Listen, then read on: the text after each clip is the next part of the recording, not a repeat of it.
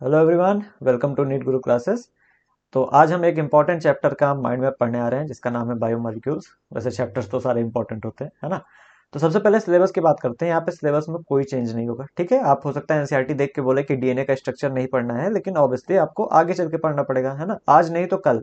Basically क्या है कि डीएनए का स्ट्रक्चर आपको दो चैप्टर्स में दे रखा है, यहाँ पे भी दे रखा है, और मॉलिकुलर बेसिस ऑफ इनहेरिटेंस नाम का एक चैप्टर वहां पे भी दे रखा है, ठीक है।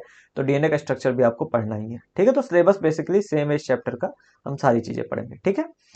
तो बायोमोलिक्यूल्स क्या होते हैं, तो एक सिंपल सी डेफिनेशन, वैसे इसकी एग्जैक्ट डेफिनेशन नहीं पता है किसी को भी, है ना। एक सिंपल डेफिनेशन इसकी है जो कि हमें याद रखनी है। All carbon compounds found in living tissue. Living tissue में जितने भी कार्बन के कंपाउंड्स होंगे उन्हें हम बायोमोलिक्यूल्स कहेंगे, है ना। 100% सही डेफिनेशन नहीं है, लेकिन यही याद रखनी है, ठीक है। अब कई सारे आपको मॉलिक्यूल्स एक टेबल बना के रखे दे रखी है। एनसीईआरटी अगर आप देखेंगे उसमें कई सारे मॉलिक्यूल्स दे रखे हैं। उसमें से जितने भी मॉलिक्यूल्स हैं उनमें से कार्बन, हाइड्रोजन, ऑक्सीजन, नाइट्रोजन और सल्फर, ये पांच जो होते हैं ये ह्यूमंस में ज्यादा पाए जाते हैं अर्थ क्रस्ट के कंपैरिजन में। तो उस टेबल में अर्थ और ह्यूमंस में देखा गया है, मतलब कंपेयर किया गया है कि कौन सा जो मॉलिक्यूल होता है या कौन सा जो एलिमेंट होता है वो कहाँ ज्यादा पाया जाता है, ठीक है। तो आप याद रखना CHONS, CHONS, है ना। यानी कार्बन, हाइड्रोजन, ऑक्सीजन, नाइट्रोजन और सल्फर, ये ह्यूमंस में ज्यादा पाए जाते हैं, मोर पाए जाते हैं अर्थ क्रस्ट के कंपैरिजन में। इनके अलावा कोई भी अगर आपके सामने एलिमेंट आए तो वो कहाँ ज्यादा पाया जाएगा, अर्थ क्रस्ट में ज्यादा पाया जाएगा, ठीक है। तो ये सिंपल सी ट्रिक आप याद रखना, ठीक है। अच्छा, अब हम करते हैं केमिकल एनालिसिस। देखो, किसी भी टिश्यू में कौन सा एलिमेंट पाया जाता है उसको जानने के लिए हमें केमिकल एनालिसिस करनी होती है, ठीक है।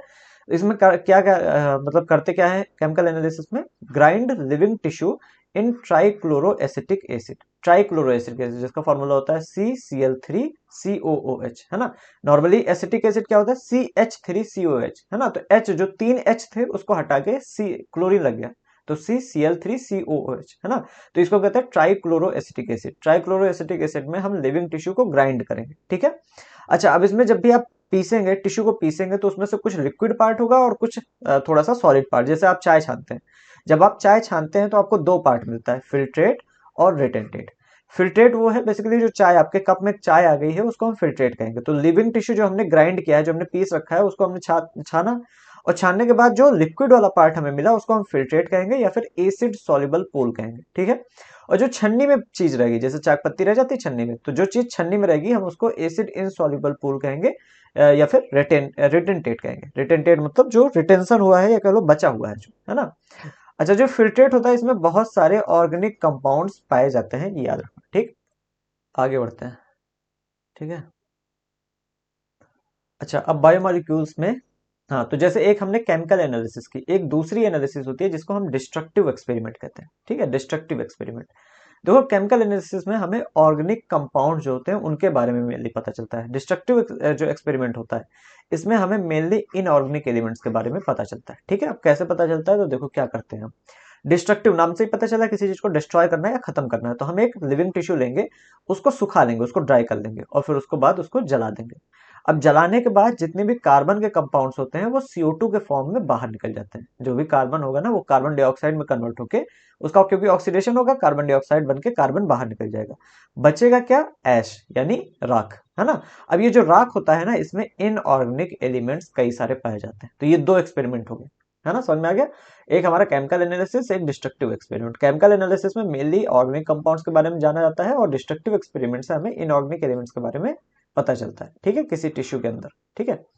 अब हम आते हैं अलग अलग तरह के बायोमोलिक्यूल्स पे। जैसे एक है अमीनो एसिड, पहला, सबसे पहला आपको पता है अमीनो एसिड से क्या बनती है? प्रोटीन बनती है। कई सारी अमीनो एसिड जब ऐसे एक दूसरे से अटैच होती है ना, इस तरह से कई सारी अमीनो एसिड एक दूसरे से जुड़ती हुई हैं तो बनती है क्या? प्रोटीन, ठीक है। अब अमीनो एसिड का स्ट्रक्चर क्या होता है? अमीनो एसिड को हम कभी कभी सब्सटीट्यूटेड मीथेन कहते हैं, मतलब मीथेन से बनी हुई है। अच्छा, कैसे? तो जैसे एक कार्बन होता है बीच में, उसके ऊपर चार ग्रुप्स लगे रहते हैं। अब मीथेन होता तो चारों के चारों कार्बन होते हैं, यहाँ पे कौन से ग्रुप्स होते हैं? यहाँ पे एक तरफ होता है हाइड्रोजन, एक तरफ होता है COH यानी कार्बोक्सिलिक एसिड वाला ग्रुप, है ना, और एक तरफ होता है अमीन यानी NH2 वाला ग्रुप। तो देखो, अमीन ग्रुप और एसिड ग्रुप, इसी वजह से इसका नाम क्या है? Amino acid. और एक तरफ हाइड्रोजन होता है। अच्छा, आखिरी में बचता है आर ग्रुप। आर जो होता है इसको हम वेरिएबल ग्रुप कहते हैं, क्योंकि यहाँ पे कुछ भी आके लग सकता है, कुछ अलग चीजें, है ना, कुछ भी नहीं, कई सारी अलग अलग चीजें आके लग सकती हैं आर की जगह पे, ठीक है। बाकी सारा स्ट्रक्चर सेम रहेगा, कार्बन, हाइड्रोजन, NH2 और COH, ये सब सेम रहेगा। आर की जगह पे वेरिएबल होता है, ये आर की जगह पे अलग अलग चीजें, जैसे अगर आर की जगह पे हाइड्रोजन है तो उससे जो अमीनो एसिड बनती है उसे हम कहते हैं ग्लाइसिन। आर की जगह पे अगर मिथाइल ग्रुप है CH3 है तो उससे जो अमीनो एसिड बनती है उसे हम एलेनिन कहते हैं। आर की जगह पे अगर CH2OH है तो उससे जो अमीनो एसिड बनेगी उसे हम सीरीन कहेंगे। ठीक है, ये तीन याद रखना अच्छे से, क्योंकि ये तीनों पूछे जाते हैं। ठीक है, मतलब एनसीईआरटी में दे भी रखे हैं अच्छे से। ठीक है, अच्छा, अब जो ये अमीनो एसिड होते हैं ना, ये अलग अलग तरह के हो सकते हैं। जैसे एसिडिक अमीनो एसिड का एग्जांपल है ग्लूटामिक एसिड, है ना, पामिटिक एसिड, इस तरह के दो तीन मिलेंगे आपको। ठीक है, तो आगे एसिड लगा रहेगा। ठीक है, जैसे एसिडिक अमीनो एसिड है तो आगे क्या लगा है, glutamic acid. Basic amino acid का एग्जाम्पल लाइसिन, न्यूट्रल में आती है वैलिन, एरोमेटिक अमीनो एसिड्स में आता है टायरोसिन, फिनाइलएलेनिन और ट्रिप्टोफैन। ठीक है, तो टायरोसिन, फिनाइलएलेनिन, ट्रिप्टोफैन, ये तीनों तीनों एरोमेटिक है। ठीक है, अब ज्यूटर आयन फॉर्म क्या होता है एसिटिक एसिड का? तो एसिटिक एसिड में क्या होता है कि कई बार, जैसे इस वाले में देखो, यहाँ पे हमारे पास COOH है, अगर इस H को हम उठा के इस पे भेज दें तो यहाँ पे COO माइनस रह जाता है और यहाँ पे NH3 प्लस बन जाता है, और NH3 प्लस, है ना, क्योंकि दो कार्बन थे, दो हाइड्रोजन थे, एक और आगे, ये वाला सेक्शन बन गया, है ना, समझ में आ रहा है? तो कार्बन COO माइनस और NH3 प्लस, बाकी H और R वैसे ही वैसे, इसको हम कहते हैं zwitter ion form of acetic, sorry, amino acid. ठीक है, अच्छा, एक चीज अच्छे से याद रखना यहाँ पे कि ज्यूटर आयन का जो नेट चार्ज होता है वो जीरो होता है, क्योंकि एक पॉजिटिव एक नेगेटिव, है ना, सिंगल पॉजिटिव सिंगल नेगेटिव दोनों को कट जाएंगे और नेट चार्ज जो है वो जीरो आएगा। ठीक है, ठीक है, अमीनो एसिड के बाद आता है हमारे पास लिपिड, है ना, है ना, दूसरा मॉलिक्यूल लिपिड है। ठीक है, अब देखो लिपिड का एक कंपोनेंट जो होता है वो फैटी एसिड होता है। मतलब लिपिड जो होता है, अकेला लिपिड ऐसा फैटी एसिड के साथ किसी ना किसी चीज को मिला के बनता है ना, आप ये समझो। तो लिपिड का एक कंपोनेंट हमारा हमेशा फैटी एसिड होता है, और फैटी एसिड जो होता है इसमें दो कंपोनेंट होते हैं। आप एल्काइल, एक तो एल्काइल ग्रुप होता है और दूसरा आर ग्रुप, नहीं यहाँ पे इसको चेंज कर देते हैं, नाम थोड़ा कंफ्यूजिंग है ना, कार्बोक्सिल ग्रुप, दूसरा लिखो कार्बोक्सिल ग्रुप। ठीक है, तो इसको ऐसे लिखो,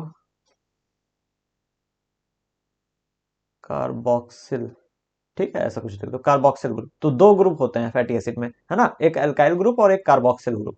जो कार्बोक्सिल ग्रुप होता है या जो एसिडिक कंपोनेंट होता है उसमें एक कार्बन होता है। ठीक है, और जो अल्काइल ग्रुप होता है उसमें एक से लेकर 19 कार्बन तक हो सकते हैं। ठीक है, तो फैटी एसिड में कितनी चीजें, दो चीजें, एक अल्काइल ग्रुप होगा, है ना, जिसे आर ग्रुप भी कहा जाता है, और एक कार्बोक्सिल ग्रुप होगा जिसमें एक कार्बन होगा कार्बोक्सिल ग्रुप में। ठीक है, जैसे कि पामेटिक एसिड का एग्जांपल, पामेटिक एसिड में टोटल 16 कार्बन, एक कार्बन है कार्बोक्सिल ग्रुप में और 15 कार्बन है अल्काइल ग्रुप में, टोटल 16 कार्बन। ठीक है, एराकिडोनिक एसिड में टोटल 20 कार्बन, एक कार्बन कार्बोक्सिल में और 19 कार्बन है हमारे अल्काइल ग्रुप में, तो टोटल 20 कार्बन, है ना। तो टोटल और अलग अलग दोनों तरीके से आपको पूछा जाएगा, क्वेश्चन में ध्यान देना क्या पूछा गया। ठीक है, अच्छा, आगे बढ़े तो आगे हमारे पास फॉस्फोलिपिड है। फॉस्फोरस और लिपिड अगर साथ में कंबाइन करते हैं तो फॉस्फोलिपिड बनता है, और इसका एग्जांपल हमारे पास एक ही है, लेसिथिन। तो लेसिथिन एक तरह का क्या है, फॉस्फोलिपिड है ना, जो हमारी सेल मेम्ब्रेन होती है उसमें फॉस्फोलिपिड पाए जाते हैं।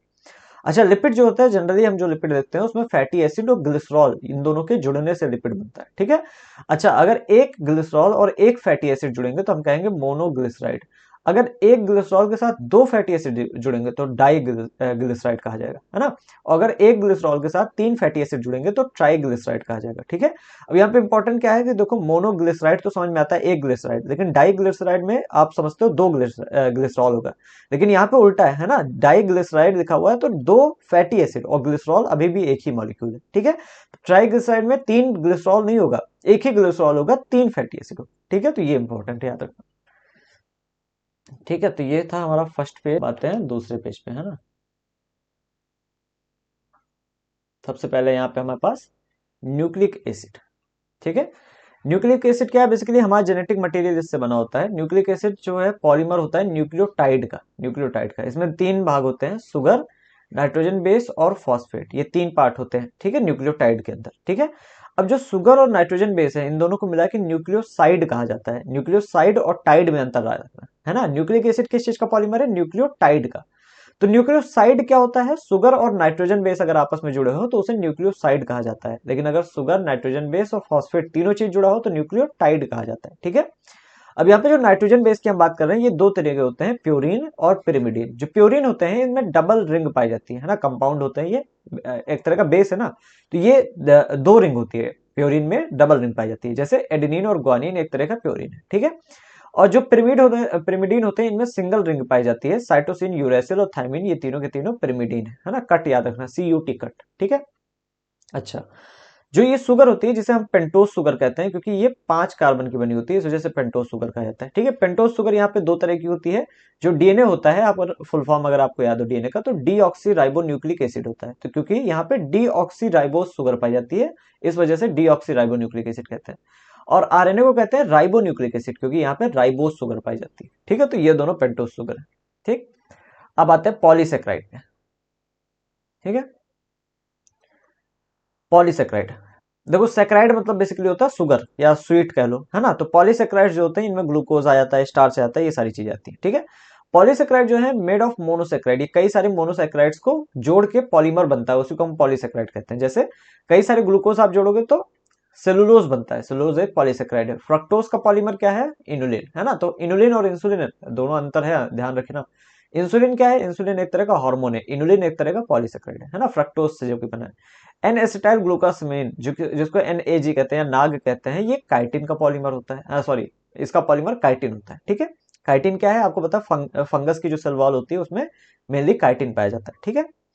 अच्छा, जो पॉलीसेक्राइड्स होते हैं ना, अगर उनको हम एक चेन की तरह मान लें, एक धागे की तरह मान लें, तो उसमें 2 एंड होते हैं, राइट एंड और लेफ्ट एंड। जो राइट एंड होता है इसको रिड्यूसिंग एंड कहते हैं, और जो लेफ्ट एंड होता है इसको नॉन रिड्यूसिंग एंड कहते हैं। तो याद करना भी आसान है, राइट, आर से राइट, आर से रिड्यूसिंग, है ना। अच्छा, स्टार्च जो होता है, स्टार्च भी बेसिकली क्या है, ग्लूकोज से ही बना होता है ना। ये भी एक तरह का पॉलीसेक्राइड है। स्टार्च जो है ये आयोडीन टेस्ट देता है, और इसका रीजन है हेलिक्स स्ट्रक्चर। नॉर्मली क्या है, स्टार्च को आयोडीन टेस्ट नहीं देना चाहिए, लेकिन फिर भी इसका आयोडीन टेस्ट पॉजिटिव आता है। रीजन क्या है, हेलिक्स स्ट्रक्चर। जो आयोडीन के मॉलिक्यूल्स होते हैं ना, वो इस हेलिक्स में फंस जाते हैं, रुक जाते हैं, इस वजह से ये आयोडीन टेस्ट दे देता है, ठीक है, स्टार्च। अब आते हैं प्रोटीन पे। प्रोटीन की बात करते हैं, तो पहले अगर प्रोटीन को हम अमीनो एसिड को, क्या होती है, अमीनो एसिड की चेन होती है प्रोटीन, है ना। अमीनो एसिड कई सारे लगे होते हैं, उससे प्रोटीन बनती है। अब यहाँ पे जो राइट एंड होता है उसको C टर्मिनल, और लेफ्ट एंड को N टर्मिनल कहते हैं। तो यहाँ पे टर्मिनल है, और पॉलीसेक्राइड्स में क्या था, वहां पे रिड्यूसिंग और नॉन रिड्यूसिंग एंड्स होते थे। यहाँ पे क्या है, राइट एंड C टर्मिनल होता है और लेफ्ट एंड N टर्मिनल होता है। तो NC याद रख सकते हो आप, है ना, आगे से पीछे NC ऐसे याद कर सकते हो, या जो भी मन हो, है ना। स्ट्रक्चर की बात करें तो प्रोटीन के अलग अलग लेवल पे स्ट्रक्चर होते हैं। जैसे पहला है प्राइमरी स्ट्रक्चर, तो अगर हम कई सारी अमीनो एसिड लेके ऐसे जोड़ते चले जाएं, सीक्वेंस जो कि बताए, है ना, ये अमीनो एसिड्स का सीक्वेंस है, और इसी को हम कहते हैं प्राइमरी स्ट्रक्चर। ये स्ट्रेट रॉड के तरह आप कह सकते हो कि होता है ना। ये सीक्वेंस बताता है किसका, अमीनो एसिड का, प्राइमरी स्ट्रक्चर। फिर आता है सेकेंडरी स्ट्रक्चर, जहां पे ये जो अमीनो एसिड्स होती है ना, इनकी फोल्डिंग होती है अल्फा हेलिक्स या फिर बीटा प्लीटेड शीट के फॉर्म में। तो यहाँ पे अल्फा हेलिक्स यानी कुछ इस तरह से फोल्डिंग हो सकती है, या फिर कुछ इस तरह से हो सकती है ना, बीटा प्लीटेड शीट या अल्फा हेलिक्स, समझ में आ रहा है। फिर आता है tertiary structure. Tertiary structure necessary होता है फंक्शन ऑफ प्रोटीन, प्रोटीन के फंक्शन करने के लिए टर्शियरी स्ट्रक्चर बहुत ज्यादा जरूरी होता है। तो कई बार क्या होता है, ज्यादा जब आप किसी चीज को हीट कर देते हो तो उसका प्रोटीन जो है वो खराब जाता है। रीजन क्या होता है, उसका टर्शियरी स्ट्रक्चर खराब जाता है, ठीक है। तो टर्शियरी स्ट्रक्चर हमेशा जरूरी होता है प्रोटीन के फंक्शन के लिए। फिर आता है क्वार्टनरी स्ट्रक्चर। क्वार्टनरी स्ट्रक्चर क्या है, made by arranging tertiary structures, tertiary structure या कह लो जो 3D स्ट्रक्चर्स होते हैं उनको आपस में जोड़ के क्वार्टनरी या कह लो 4D स्ट्रक्चर बनाया जाता है ना। तो इसको क्वार्टनरी को आप 4D भी कह सकते हैं, 1D, 2D, 3D और 4D, कभी कभी ऐसा भी बोला जाता है, ठीक है। Protein is polymer of amino acid, ये शुरू में लिखना चाहिए था, ये मैंने आखिरी में लिखा है, भूल गया था, है ना। तो प्रोटीन अमीनो एसिड का पॉलीमर होता है, ठीक। अब यहाँ पे प्रोटीन 2 तरह के होते हैं, एसेंशियल और नॉन एसेंशियल। जो एसेंशियल प्रोटीन है इसे हम फूड से लेते हैं, टेकन थ्रू फूड, है ना, खाने के थ्रू हमें एसेंशियल जो प्रोटीन है उनको लेना होता है। नॉन एसेंशियल वो है जो कि बॉडी में बन रहे हैं, इसी वजह से इतने जरूरी नहीं है बाहर से लेना, है ना। जरूरी तो दोनों है, एसेंशियल भाई देखो, जरूरी तो दोनों है, एसेंशियल मतलब जरूरी, जरूरी दोनों है, लेकिन नॉन एसेंशियल जो है उनको हमें डाइट में लेने की जरूरत नहीं होती, क्योंकि वो बॉडी में बनते हैं, ठीक है। अच्छा, कुछ प्रोटीन के एग्जांपल, जैसे ग्लूट4 जो होता है, ये ट्रांसपोर्ट ग्लूकोज ट्रांसपोर्ट को इनेबल कर देता है सेल के अंदर। तो ग्लूकोज, अगर ग्लूट4 है तो ग्लूकोज के अंदर जो है, सेल के अंदर जो है ग्लूकोज जा सकता है, ठीक है। अगर पूरी दुनिया में या फिर ह्यूमंस में देखा जाए, जो मोस्ट अबेंडेंट प्रोटीन होता है, अगर एनिमल्स में बात करें तो कोलेजन होता है। कोलेजन सबसे ज्यादा पाया जाता है एनिमल्स में, ठीक है। लेकिन अगर पूरे बायोस्फीयर में बात करें, यानी पूरी दुनिया में जितनी भी लिविंग चीजें हैं सबको देख के हम देखें कौन सा प्रोटीन सबसे ज्यादा पाया जाता है, तो रिबिस्को, है ना, राइबोलोज बिसफॉस्फेट कार्बोक्सिलेज ऑक्सीजनेस, है ना, राइबुलोज बिसफॉस्फेट कार्बोक्सिलेज ऑक्सीजनेस, है ना। ये बोलने भी आसानी होती है, तो ये एक दो बार बोलेंगे आप समझ में आ जाएगा, ठीक है। तो ये रुबिस्को होता है और ये सबसे ज्यादा पाया जाने वाला एंजाइम है पूरी दुनिया में। इसको मैं लिख देता हूँ जरा, है ना, यहाँ पे फुल फॉर्म इसका, एक सेकंड, है ना, आप भी लिख लेना अगर होगा आपके पास तो। राइबुलोज बिसफॉस्फेट, है ना। अच्छा वो भी लिख देते हैं आपको, वैसे जरूरत नहीं पड़ेगी, लेकिन अगर आप लिखना चाहो तो लिख लो, है ना। 1,5 होता है, 1,5 राइबुलोज, 1,5 बिसफॉस्फेट, बिसफॉस्फेट, राइटिंग के लिए माफी चाहूंगा है ना। बिसफॉस्फेट रुबिस्को, है ना, कार्बोक्सिलेज ऑक्सीजनेस, है ना, ये नाम होता है। वैसे 1,5 आप नहीं याद रखोगे तो चलेगा, ऑक्सीजनेस, है ना। तो राइबोलेज बिसफॉस्फेट कार्बोक्सिलेज ऑक्सीजनेस, ये नाम होता है रुबिस्को एंजाइम का, ठीक है, फुल फॉर्म पूरी दुनिया में सबसे ज्यादा। अब आते हैं डीएनए के स्ट्रक्चर पे। तो जो डीएनए हम पढ़ते हैं ना उसको हम बी डीएनए कहते हैं। कई सारे डीएनए होते हैं, है ना, जेड भी होता है, ए भी होता है, बी भी होता है, ठीक है। तो बी डीएनए हम पढ़ते हैं और हमारे अंदर बी डीएनए पाया जाता है। डीएनए का full form D oxy ribo nucleic acid. अब जो डीएनए होता है हमारे अंदर वो डबल हेलिक्स के स्ट्रक्चर में होता है, कुछ ऐसा होता है, इसको कहते हैं डबल हेलिकल स्ट्रक्चर, ठीक है। ये जो डबल हेलिकल मॉडल है ये दिया गया था वॉटसन एंड क्रिक नाम के साइंटिस्ट के द्वारा। क्लास 12th के चैप्टर में आप पढ़ते हैं कि किस तरीके से बताया गया है, ठीक है।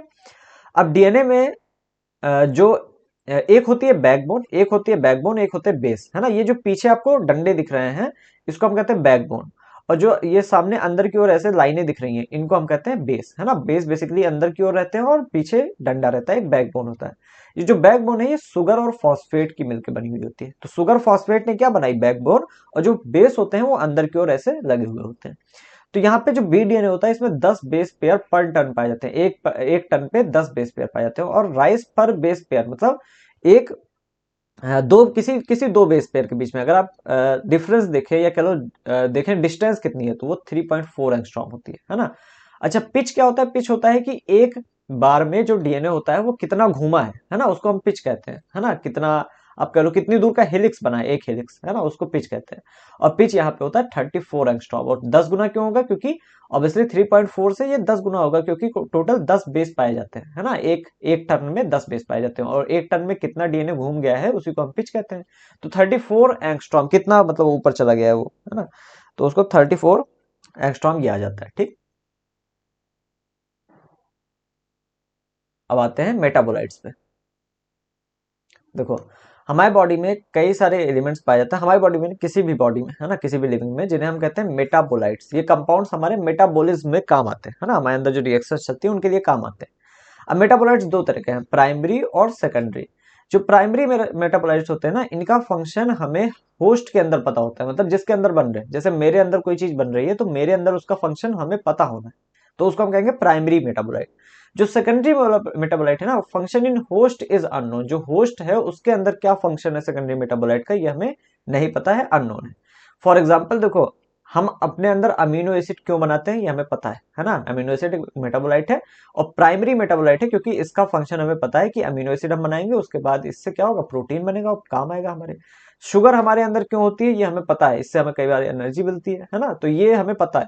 लेकिन रबड़ जो है हमारे काम क्यों आता है ये तो हमें पता है, लेकिन पेड़ के अंदर से मिलता है ना, पेड़ रबड़ क्यों बना रहा है हमें ये नहीं पता चल पा रहा है ना। तो होस्ट के अंदर जो बना रहा है उसके अंदर क्या काम है ये नहीं पता।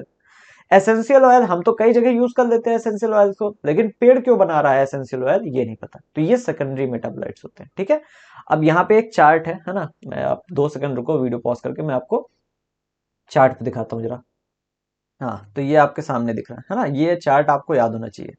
सबसे पहले देखो यहाँ पे पिगमेंट्स आते हैं, है ना। पिगमेंट्स में जैसे कैरोटीनॉयड हो गया, एंथोसाइनिन हो गया, ये पिगमेंट पेड़ क्यों बनाता है अभी कंफर्म नहीं है, तो इस वजह से सेकेंडरी मेटाबोलाइट है।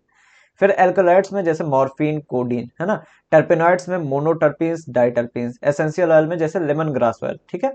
टॉक्सिन में एब्रिन और रिसिन। लेक्टिन्स में कॉनकैनावेलिन ए, 2024 का शायद या फिर 2023 का क्वेश्चन था, है ना, कि कौन सा सेकेंडरी मेटाबोलाइट है, उसमें कॉनकैनावेलिन ए दे रखा था, ठीक है। तो लेक्टिन है एक तरह का ये।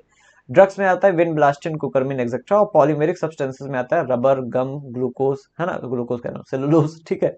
तो रबर गम हो गया, सेलुलोज हो गया, ग्लूकोज ना लिख देना, ग्लूकोज तो प्राइमरी है, ठीक है। तो रबर गम और सेलुलोज ये सारे के सारे क्या हैं, ये सारे के सारे हैं सेकेंडरी मेटाबोलाइट, और ये चार्ट आपको याद होना चाहिए, ठीक है। वापस आते हैं अपने वीडियो पे। तो मेटाबोलाइट आपको प्राइमरी और सेकेंडरी दोनों समझ में आ गया। अब जो मेटाबॉलिक पाथवे होता है या कह लो रास्ता होता है ना, वो दो तरह का होता है। ये नीचे क्यों नहीं जा रहा, हाँ गया, ठीक है। कभी कभी नीचे नहीं जाता। मेटाबॉलिक पाथवे ये दो तरह के होते हैं। कैटाबॉलिक पाथवे जिसमें कोई भी कॉम्प्लेक्स चीज सिंपल चीज में तोड़ी जाती है और इससे एनर्जी का रिलीज होता है। जैसे हमारे बॉडी में हम रोटियां खाते हैं, रोटियों से स्टार्च को निकाला जाता है और वो हमारे लिए मतलब जो स्टार्च होता है वो हमारे लिए एनर्जी के रूप में काम करता है, ठीक है। एनाबॉलिक पाथवे में कोई सिंपल चीज से कॉम्प्लेक्स चीज बनाई जाती है और इसमें भी एनर्जी का इसमें एनर्जी का यूज होता है ना, उसमें रिलीज होती है कैटाबॉलिक में, जिसमें हम तोड़ते हैं, अपने खाने को तोड़ते हैं, उससे एनर्जी रिलीज होती है। और एनाबॉलिक में जो है एनर्जी यूज होती है क्योंकि सिंपल से कॉम्प्लेक्स चीज को हम बना रहे हैं, है ना, कोई सिंपल चीज ले रहे हैं उससे हम कॉम्प्लेक्स चीजों को बना रहे हैं, ठीक है। जैसे अमीनो एसिड प्रोटीन बनाना हो, हमें अमीनो एसिड को लेके प्रोटीन बनाना है तो उसमें एनर्जी यूज होगी और वो एनाबॉलिक पाथवे होगा, ठीक है। अब बायोमोलिक्यूल्स जो होते हैं ये साइज के हिसाब से या वेट के हिसाब से दो तरह के होते हैं। बायो माइक्रो मॉलिक्यूल्स, माइक्रो समझ में आ रहा छोटे, बायो मैक्रो मॉलिक्यूल्स मतलब बड़े। जो बायो माइक्रो मॉलिक्यूल्स हैं इनका मॉलिक्यूलर वेट 18 से 800 डाल्टन तक का होता है और ये एसिड सॉल्युबल पूल में पाए जाते हैं, मतलब जो हमारी चाय थी उसके अंदर ये पाए जाएंगे, ठीक है, समझ में आ रहा ना, चाय का एग्जाम्पल लेके चल रहे हैं, ठीक है। और जो बायो मैक्रो मॉलिक्यूल्स होते हैं इनका मॉलिक्यूलर वेट 10,000 डाल्टन से ज्यादा होता है और ये जो है पॉलीमर्स होते हैं। तो और टोटल 4 बायो मैक्रो मॉलिक्यूल्स होते हैं, कौन कौन से, प्रोटीन, न्यूक्लिक एसिड, पॉलीसेक्राइड और लिपिड। हालांकि यहाँ पे जो लिपिड होता है ये exception to both properties of macro molecules, इनको ये दोनों प्रॉपर्टी नहीं फॉलो करता ना। इसका 10,000 डाल्टन से ज्यादा वेट होता है ना, लिपिड का वेट भी नहीं होता 10,000 डाल्टन से ज्यादा, और ना ही ये पॉलीमर होता है ना, लिपिड जो होता है पॉलीमर भी नहीं होता, लेकिन फिर भी ये मैक्रो मॉलिक्यूल होता है। रीजन क्या है, क्योंकि ये जो एसिड सॉल्युबल पूल है उसमें ये आ जाता है ना, बाकी चीजें नहीं आ पाती लेकिन ये आ जाता है, ठीक है। तो इस वजह से इसको मैक्रो मॉलिक्यूल के कैटेगरी में रखा गया है, ठीक है। अच्छा, अब आते हैं पहले एंजाइम पे आते हैं, ठीक है। एंजाइम्स क्या होते हैं, जो ज्यादातर जो एंजाइम होते हैं ये प्रोटीन होते हैं, है ना, मोस्टली एंजाइम्स आर प्रोटीन। लेकिन जो राइबोजाइम होता है ये एक ऐसा एंजाइम है जो कि न्यूक्लिक एसिड से बना हुआ है, ठीक है। राइबोजाइम नाम से पता चल रहा है कुछ, राइबोज या राइबो न्यूक्लिक एसिड, है ना, तो ये न्यूक्लिक एसिड से बना है, ठीक है। हर एंजाइम में एक्टिव साइट्स होती हैं जो कि टर्शरी स्ट्रक्चर में देखने को मिलती है, क्योंकि प्रोटीन बने हैं ना, प्रोटीन का primary, secondary, tertiary, quaternary 4 structure होता है। टर्शरी स्ट्रक्चर में जो एक्टिव साइट्स हैं वो देखने को मिलती है, ठीक है। एंजाइम्स जो होते हैं वो हाई टेम्परेचर पे डैमेज हो जाते हैं, जनरली 40 डिग्री सेल्सियस से ज्यादा टेम्परेचर पे डैमेज होते हैं। लेकिन कुछ एंजाइम्स जो होते हैं वो थर्मली स्टेबल होते हैं, मतलब टेम्परेचर के चेंज होने से वो डैमेज नहीं होते। जैसे टैग पॉलीमरेज एक एंजाइम है जो कि 70 से 80 डिग्री सेल्सियस पे भी काम कर सकता है, टैग पॉलीमरेज, ठीक है। तो थर्मस एक्वेटिकस नाम का एक पेड़ होता है, वीड होती है एक तरह की, समझ लो, है ना, पेड़ ही समझो, है ना, तो उससे ये निकाला जाता है टैग पॉलीमरेज, ठीक है। थर्मस एक्वेटिकस नाम का पेड़, ठीक है, उसमें पाए जाते हैं, समुद्र बोध के आसपास पाए जाते हैं, ठीक है। तो आगे एक बार फिर से आप पढ़ोगे टैग पॉलीमरेज को, ठीक। अच्छा, enzymes work by decreasing activation energy. Enzymes जो होते हैं वो एक्टिवेशन एनर्जी को कम करके काम करते हैं। जैसे नॉर्मली अगर हम A1 का लें या A2 पहले लें, A2 जो है विदाउट एंजाइम में, बिना एंजाइम को क्या हुआ था, तो बिना एंजाइम के देखो एक्टिवेशन एनर्जी यहाँ पे ये पॉइंट है, ये पॉइंट जो होता है इसको हम कहेंगे एक्टिवेशन एनर्जी, है ना, बिना एंजाइम के। और कोई भी मॉलिक्यूल जब तक एक्टिवेशन एनर्जी को पार नहीं करेगा ना तब तक वो रिएक्शन में पार्टिसिपेट नहीं करता है, ठीक है। तो ये बिना एंजाइम वाला है। अगर हम एंजाइम डाल दें यानी जो A1 पाथवे है तो वो क्या करता है, जो क्या कहते हैं उसे, अरे यार एक्टिवेशन एनर्जी उसको कम कर देता है। तो एक्टिवेशन एनर्जी यहाँ पे आ गई, इस पॉइंट पे आ गई। तो अब जो है जो मॉलिक्यूल पहले रिएक्शन में पार्टिसिपेट नहीं कर पा रहा था वो भी आसानी से कर जाए, ठीक है। तो ये हम कहते हैं एंजाइम जो होता है वो एक्टिवेशन एनर्जी को कम कर देता है और इस वजह से रिएक्शन तेज होती है, ठीक है। अब आते हैं यहाँ पे, जो लिविंग स्टेज होती है ये एक नॉन इक्विलिब्रियम और स्टेडी स्टेज है। एनसीईआरटी लिखता है कि लिविंग स्टेज नॉन इक्विलिब्रियम है, क्योंकि इक्विलिब्रियम जो स्टेज हो जाती है वो काम नहीं कर सकती है, लेकिन हम तो काम करते हैं, तो इस वजह से नॉन इक्विलिब्रियम। और स्टेडी स्टेज है ना, हमारी जो स्टेज स्टेट होती है वो स्टेडी मतलब स्टेबल रहती है आपका, ठीक है। हाँ, ब्लड ग्लूकोज लेवल यहीं पे बताया गया, हमें ब्लड में ग्लूकोज का लेवल 4.2 से 6.1 मिलीमोल पर लीटर पाया जाता है। ठीक है, ज्यादा पुरानी एनसीईआरटी होगी तो यहाँ पे दूसरा डेटा दिया होगा ब्लड ग्लूकोज का, उसको आप ना याद रखिएगा, ये याद रखिएगा। ठीक है, कितना पाया जाता है, 4.2 से 6.1 मिलीमोल पर लीटर, मिलीमोल। ठीक है, अच्छा अब केमिकल रिएक्शंस की बात करते हैं। नॉर्मली रेट जो होता है वो डबल या फिर हाफ हो जाता है अगर टेम्परेचर को इंक्रीज या डिक्रीज किया जाए 10 डिग्री सेल्सियस से। तो अगर 10 डिग्री सेल्सियस टेम्परेचर बढ़ गया तो रेट डबल हो जाएगा, 10 डिग्री कम हो गया तो रेट आधा हो जाएगा। ये नॉर्मल बात है ना, केमिस्ट्री में ना लगा देना, ये बायो में आप लगाओ, केमिस्ट्री में इतना आसान नहीं है। ठीक है, जैसे एक एग्जाम्पल यहाँ पे बताया गया है एक एंजाइम का कि कितने तेज एंजाइम काम करते हैं। तो हमारी बॉडी में CO2 और वाटर जो होते हैं ये जुड़ते हैं, जिससे H2CO3 यानी कार्बोनिक एसिड बनता है। ठीक है, वाटर और कार्बन डाइऑक्साइड मिलकर कार्बोनिक एसिड बनाते हैं। इसके लिए एक एंजाइम यूज होता है जिसे हम कार्बोनिक एनहाइड्रेस कहते हैं।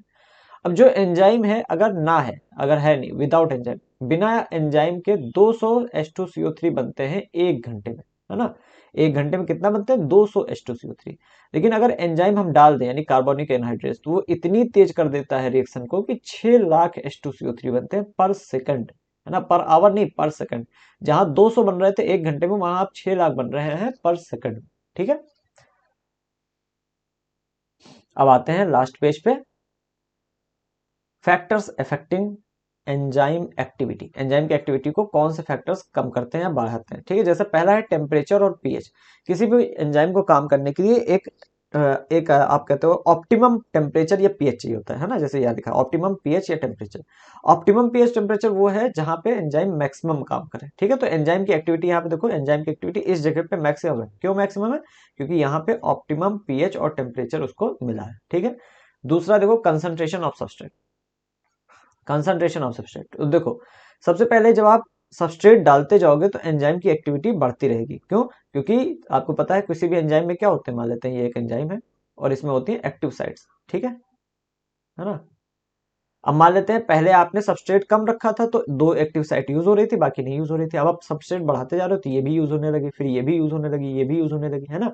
सारी की सारी एक्टिव साइट यूज होने लगी तो एंजाइम की एक्टिविटी बढ़ गई। लेकिन ये कब तक चलेगा, जब तक कि पांचों यूज नहीं हो जाती। अब भाई जब पांचों एक्टिविटी एक्टिविटी कह रहा हूँ एक्टिव साइट्स जो है यूज हो गई, तो अब आगे रिएक्शन की स्पीड नहीं बढ़ेगी, चाहे आप जो कर लो, है ना। तो यही होता है यहाँ पे।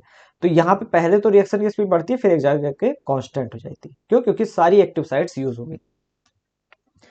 अच्छा, तो स्पीड ऑफ रिएक्शन यहाँ पे बात करते हैं, है ना, सॉरी।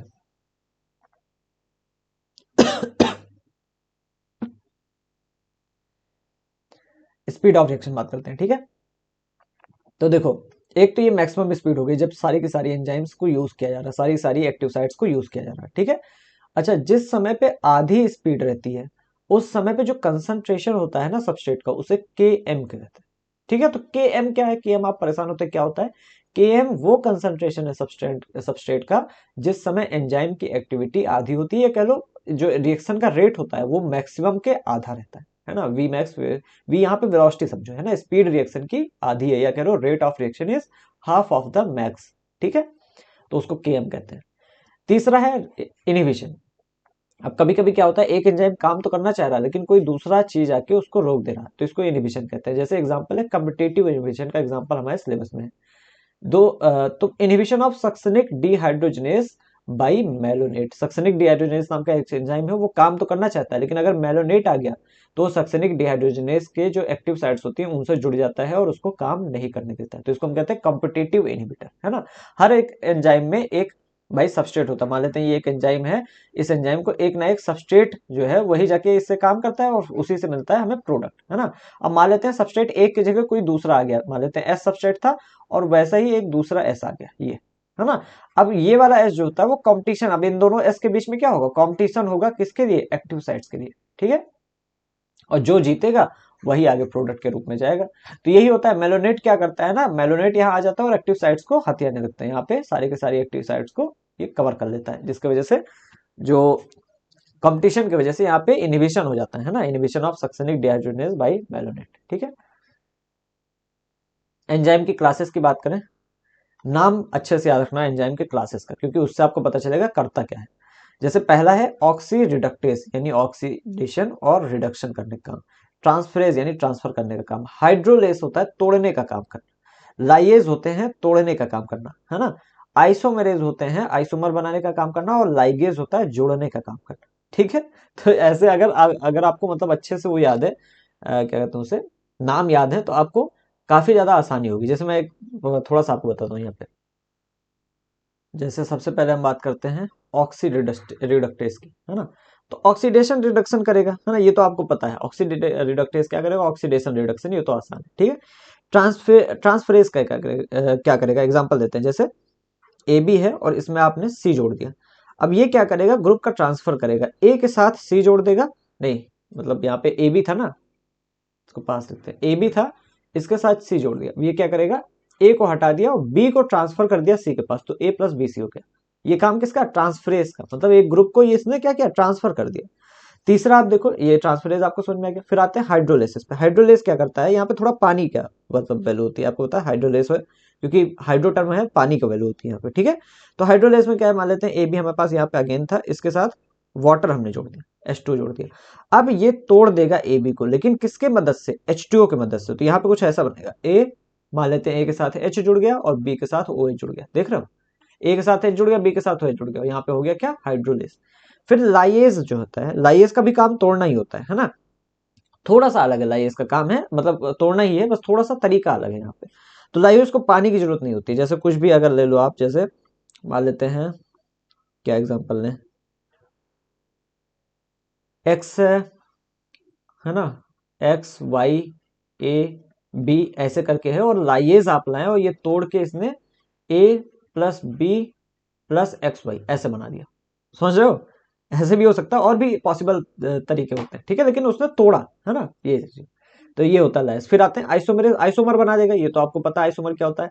आखिरी में आते हैं लाइगेज, लाइगेज का काम है जोड़ना। तो अगर ए प्लस बी है, ए प्लस बी है, तो उसको ए बी बना देगा। तो ये होता है लाइगेज का, है ना। तो जो एंजाइम्स होते हैं, अगर इनके नाम आप थोड़ा सा अच्छे से याद रखो ना, और एक बार अगर आप देख लो ये जैसे जो एग्जांपल्स मैंने दिए हैं, तो आपको आसानी से पता चल जाएगा कौन एंजाइम किस क्लास का है ना। इसकी नंबरिंग भी याद रखना, 1 2 3 4 5 6, अगर आपको नीट देना है तो। अगर आप 11th के एग्जाम दोगे तो कोई इतनी भी जल्दी नहीं है ना, जरूरी नहीं है। अब आते हैं कोफैक्टर्स पे। कोफैक्टर जो होते हैं ये नॉन प्रोटीन पार्ट होते हैं, जो कि किसी एंजाइम में पाए जाते हैं, ठीक है।